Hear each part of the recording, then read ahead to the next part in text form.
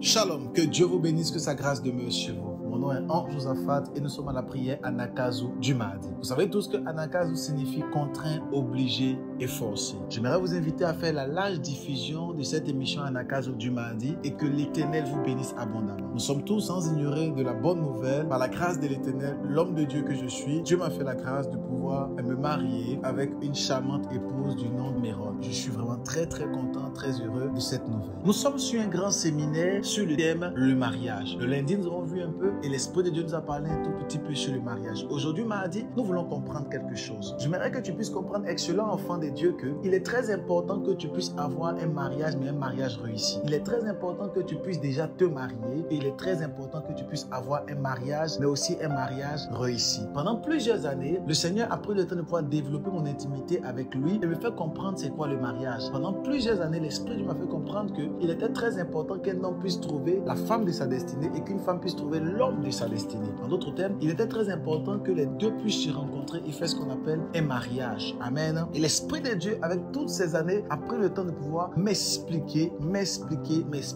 Et cette semaine, je prendrai un tout petit peu et j'expliquerai afin que tu puisses être orienté sur ton mariage et pourquoi tu n'arrives pas à entrer dans le mariage et surtout pourquoi tu n'arrives pas à demeurer dans le mariage et ce qui fait en sorte qu'il y a toujours des tumultes et des problèmes dans ton couple et dans ta relation amoureuse. Suis attentivement cet enseignement et Dieu te bénira assurément. Nous sommes dans le texte de Genèse chapitre 3 à partir de son verset 6. La Bible dit, la femme vit que l'arbre était bon à manger et agréable à la vue. Alléluia. La Bible dit dans le livre de Genèse chapitre 3 à partir de son verset 6 que la femme a vu un arbre et elle a vu que le fruit de l'arbre était bon à manger et agréable à la vue. Il faut que vous puissiez comprendre que dans la dimension d'une femme ou dans la dimension d'une woman, dans la dimension d'une femme, il y a trois dimensions. Amen. Lorsque vous rencontrez une femme, lorsque vous rencontrez le sexe féminin, je dirais comme cela, il y a trois dimensions. Il y a la première dimension que j'ai dénommée la dimension de la fillette. Lorsque vous rencontrez également un homme, il y a également trois dimensions. Ce que j'appelle la dimension du garçonnet. Mais on en viendra par la grâce de Dieu. J'aimerais commencer sur la dimension de la fillette. Il faut que vous puissiez comprendre, excellent enfant de Dieu, que souvent, au lieu d'épouser une femme, tu épouses une fillette. La Bible dit celui qui a trouvé une femme a trouvé le bonheur. Mais celui qui a trouvé une fillette s'en trouve mal. Et la Bible dit clairement qu'il y avait une femme qu'on appelait Ève. Et lorsque Ève est venue au monde, Ève était dans la gloire et dans la grâce avec son époux qu'on appelait Adam. Mais plus tard, Genèse chapitre 3 à partir de son verset 6, la Bible dit clairement que Ève a commencé à voir un fruit. Et elle a commencé à aduler le fruit. Elle a commencé à aimer le fruit. Pourquoi? Parce que le serpent avait présenté le fruit à Ève. Et quand le serpent avait présenté le fruit à Ève, la Bible dit clairement que Ève avait vu que le fruit était bon et agréable à la vue. La dimension des petits enfants, la dimension des fillettes, c'est que ce sont des filles ou encore des femmes, mais des femmes qui sont uniquement attachées à la vue. Et si tu épouses une femme ou si tu as une femme qui est seulement uniquement accrochée à la vue, tu te retrouveras mal. Voilà pourquoi beaucoup de foyers n'arrivent pas à éclore. Parce que simplement, au lieu d'épouser une femme, tu as épousé une fillette. Voilà pourquoi beaucoup de foyers n'arrivent pas à éclore et n'arrivent pas à entrer dans la dimension de la grâce et de la bénédiction. Parce que simplement, tu te dis que tu as épousé une femme, mais en réalité, tu as épousé une fillette. Tu as épousé une femme qui a les yeux rivés vers les choses du monde. Et pendant que tu veux aller prier, elle te dit allons-y en boîte de nuit. Pendant que tu veux aller gêner, elle te dit non, allons-y regarder Netflix. Pendant que tu dis non,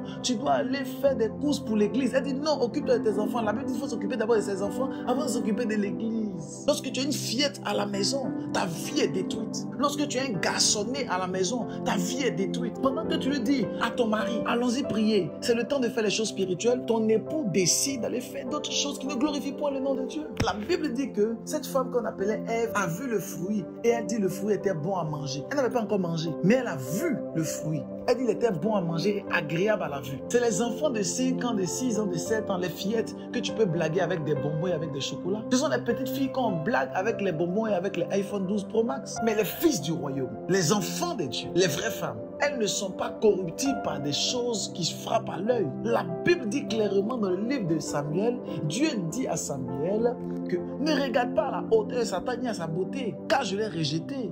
Dieu ne regarde pas à ce qui frappe à l'œil, mais il regarde au cœur. Mais les fillettes regardent à ce qui frappe à l'œil. Et si un homme va pour épouser une fillette, il se retrouvera dans les problèmes. Et si une femme va pour épouser un garçonnet, tu te retrouveras dans les problèmes. Voilà pourquoi à cette prière d'Anakazo, à cette émission du mardi, j'aimerais te dire que fais attention à la première catégorie de femmes que tu épouses. Les fillettes aiment ce qui frappe à l'œil. Les fillettes aiment ce qui est bon à manger. Et si tu vas épouser une fillette, tu te retrouveras dans les problèmes. Tu te retrouveras dans les situations compliquées. Mais je prie pour toi ce matin, selon l'heure à laquelle tu me suis. Je prie que l'Éternel te fasse grâce afin que tu puisses rencontrer une femme par la puissance du Saint-Esprit. Je déclare par le feu et par le nom de Jésus-Christ que l'Éternel ouvre les portes de bénédiction et de grâce au devant de toi afin que tu puisses rencontrer celle que l'Éternel a prévue pour toi par la puissance du nom de Jésus-Christ. Je viens déclencher une avalanche de bénédiction et de grâce. Je sens dans mon esprit que nous allons témoigner. Oh my God, Lao Shavaraba Sante. Merci Saint-Esprit. Je sens qu'il y a des personnes qui vont témoigner. J'entends dans mon esprit qu'il y a 5 dames qui sont connectées, qui doivent témoigner de la fidélité de l'Éternel. Je vois les portes s'ouvrir au devant de toi, les portes du mariage s'ouvrir au devant de toi. Je sens une avalanche de bénédiction et de grâce